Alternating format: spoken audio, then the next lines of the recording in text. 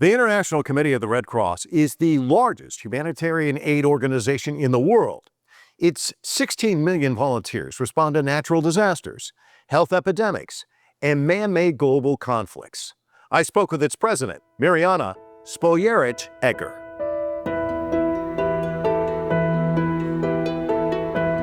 Spoljaric Egger has served as Red Cross president since 2022. Prior to that, she was a UN Assistant General Secretary and Assistant Administrator for the UN Development Program and Director of the Regional Bureau for Europe. I spoke with her in New York City during the UN General Assembly meetings.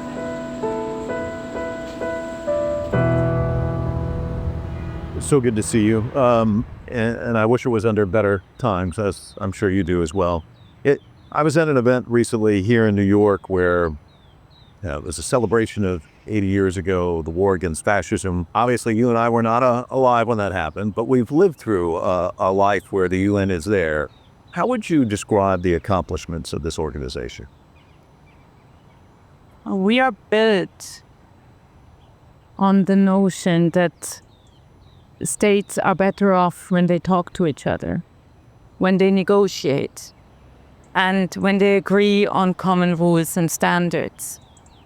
The economy functions better, people's rights are better protected, and people's options increase to define and control their own lives. This is why the UN exists.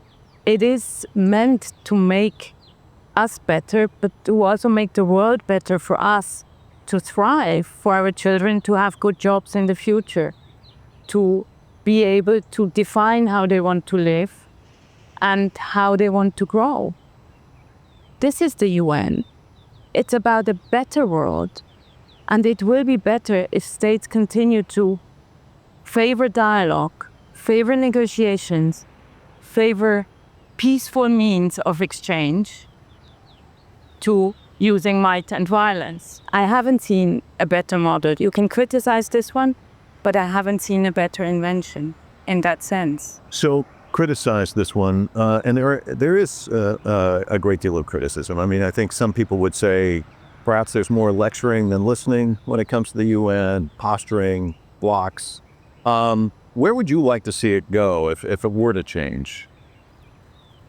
I want the UN first and foremost to preserve its role as the fundamental, as the primary multilateral platform in the world, one that contains all states, that comprises each individual state in the General Assembly with one vote, with an equal vote.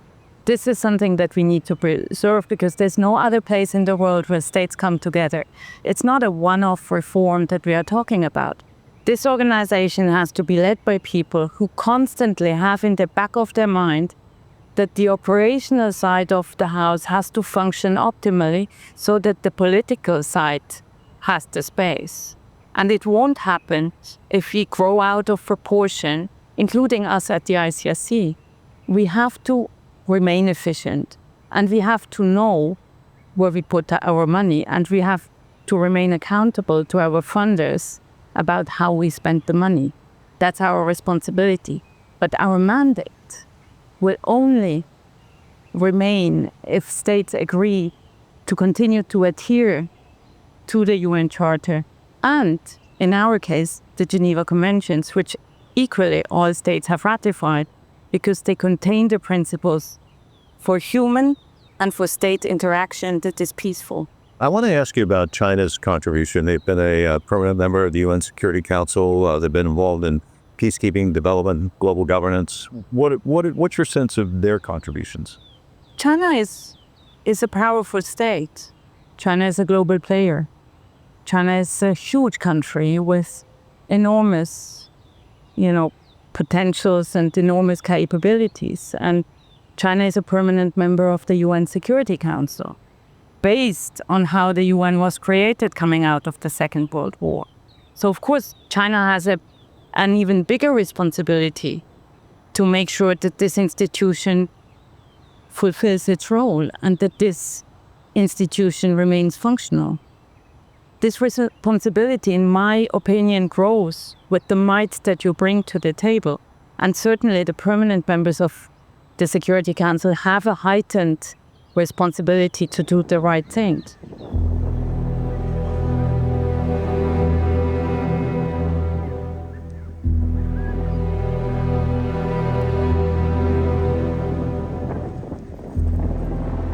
Last year saw an unprecedented level of humanitarian needs, with more than 320 million people needing assistance, according to the United Nations.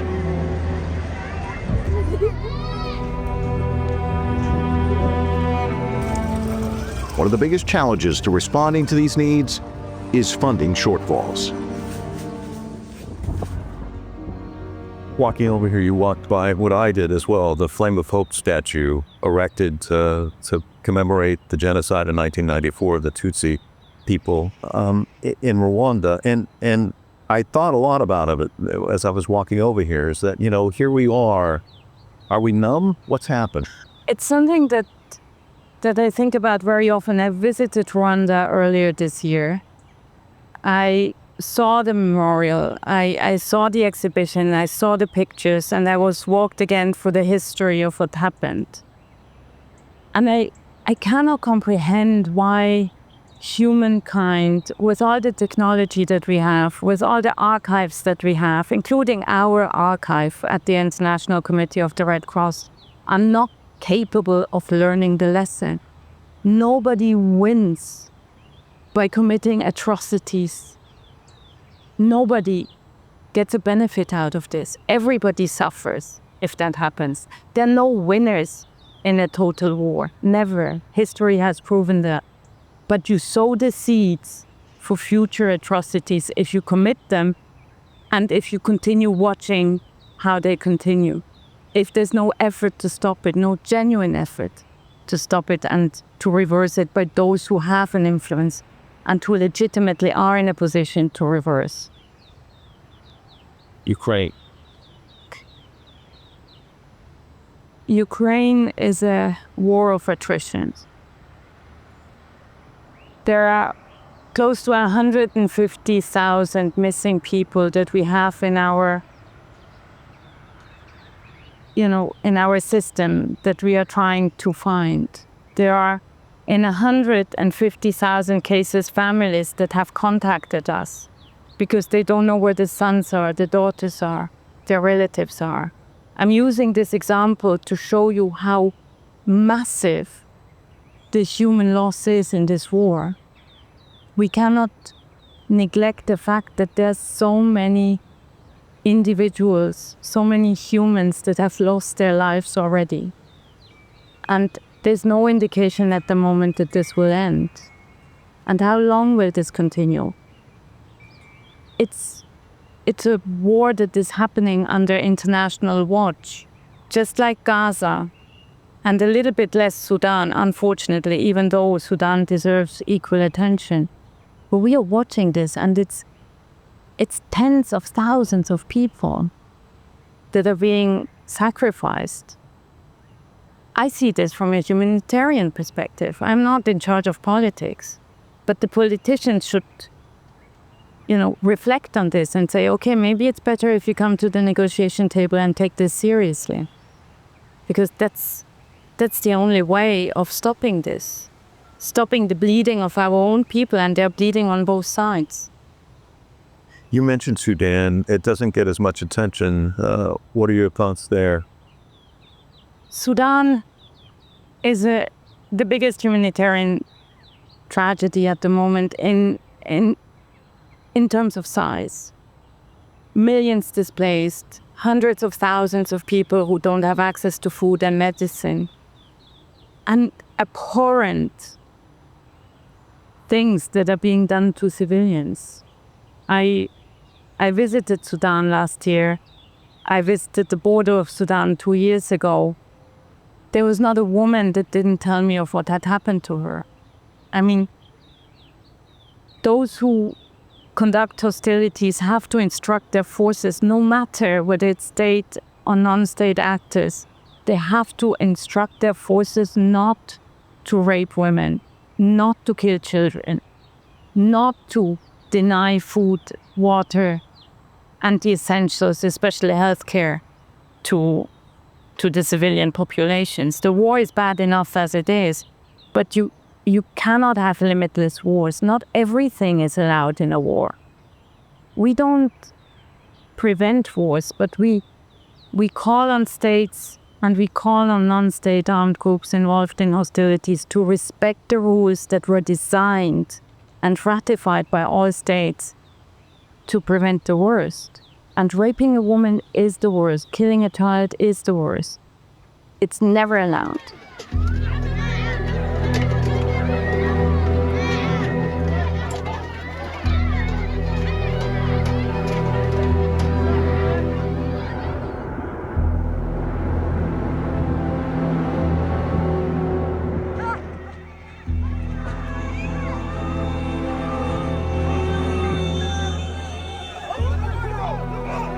After 2 years of conflict, Gazans face severe restrictions accessing food, water, medical aid, and health services.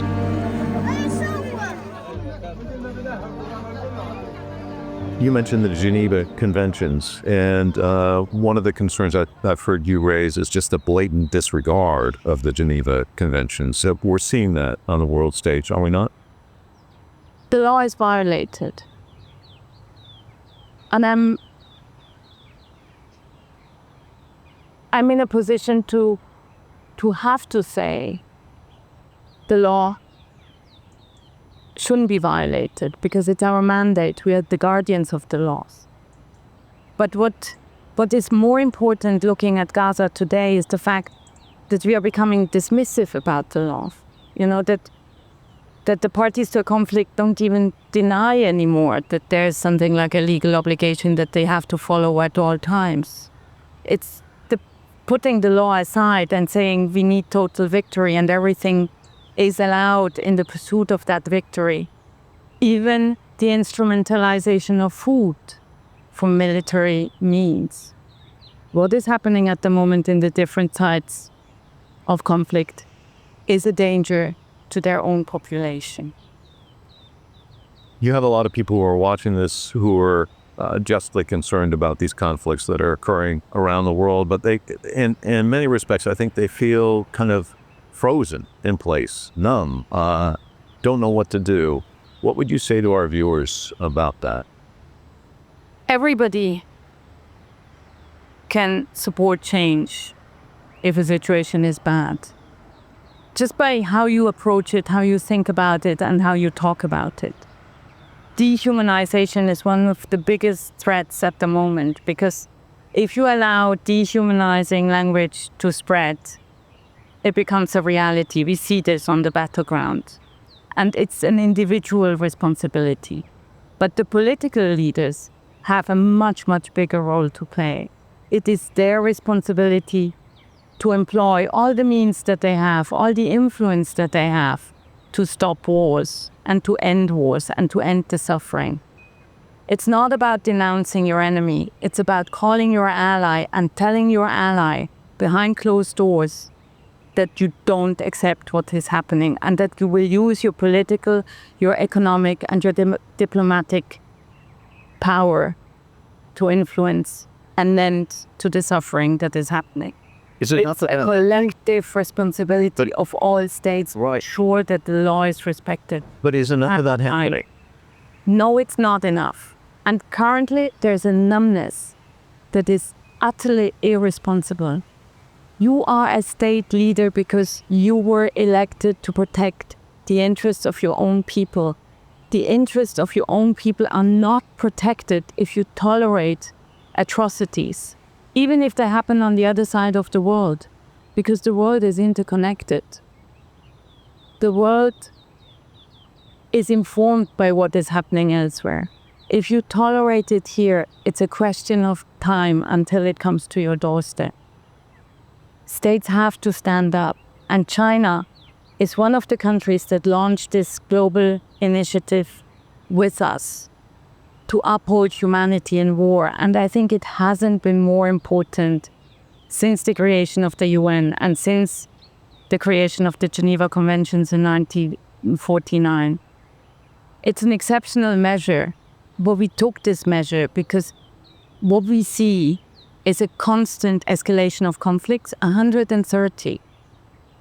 Twice as many as 15 years ago, but also an escalation in the intensity of warfare that is overlayered by a permissiveness with regards to the rules of war that creates suffering at the level that we cannot cope with anymore because it just greatly surpasses our capacity to help.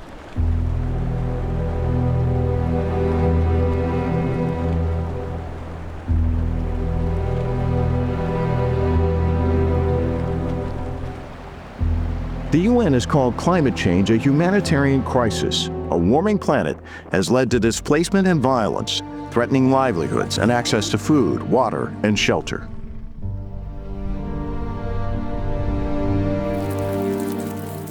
Talked about the interconnected quality of the world we live in today. I'm talking about climate change. And we're seeing more and more evidence that it's going to impact the landscape.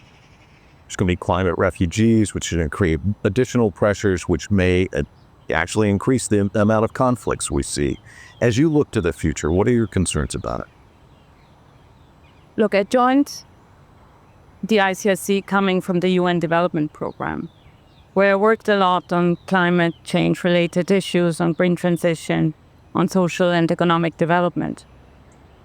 It's an important dimension that overlaps to a certain degree with what we do as humanitarians.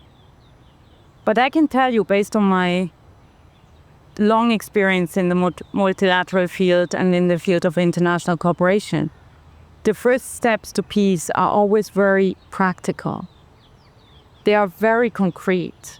It starts with giving people food, by providing safe passage for them, by agreeing on the exchanges of detainees, and then progressively moving towards recovery and reconstruction. It's not complicated. We make it sound complicated, but on the ground for the people, it's very straightforward. They need water, they need food, they need safety, they need electricity, they need health. And then you expand it from there. All that you see in terms of impact that climate change has on the ground is just aggravating the impossibility for so many people in so many places to access water and to access food and to harvest their land. And of course, we have to be aware of all these different implications. But today, given the proliferation of war, we have to first and foremost invest in stopping the killing.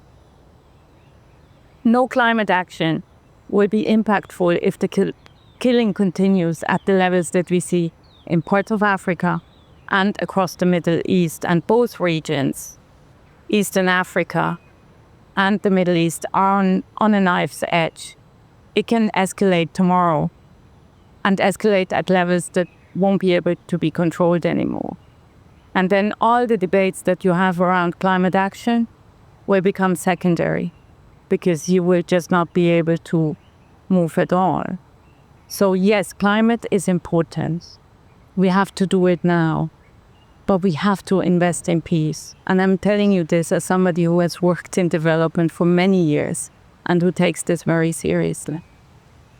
Let me ask one final question. The people watching this will say this is a dose of reality, what's happening on the ground. But can you give us a dose of hope, which has to get you up each day and kind of drive you? Where do you find the hope? I do have days where I find it difficult to get up and difficult to repeat what I feel I'm repeating too often and is not being heard, not enough. But then every day there's also a message from somewhere where we are working, from some delegation around the globe, because we are in 100 different situations, that reports on something positive, a breakthrough, a reunification of a family with their children or their relatives. There's always something positive in our mailbox that compensates and that keeps our colleagues motivated to continue, because many of them risk their lives and the hardship in the places where we work is considerable. There's no distraction from the war in many places where they operate. But the fact that they can help, and the fact that the rules of war are respected, because otherwise we wouldn't be able to help in so many cases. We have 18,000 staff. It's positive. So there is humanity. We just have to make sure it doesn't disappear. We have to make sure it's being kept alive. And we have to make sure it's not being treated as something that we can live without. We are not humans if we don't exercise empathy and if we don't strive for peace, because that's our inherent initial,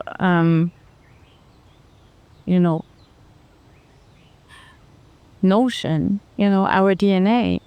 I am convinced that at core, humans want to have peace because they know subconsciously that their chances to survive will always be bigger, higher, if there's peace. And peace will not be possible if we leave the normative space within which we agree how to live together. If you dismantle that normative space, if you dismantle all respect for the rules, the common rules, you risk not being able to come back. I can't thank you enough. It's been very enlightening. I appreciate the work you're doing. I know it's different. Thank you. Thanks.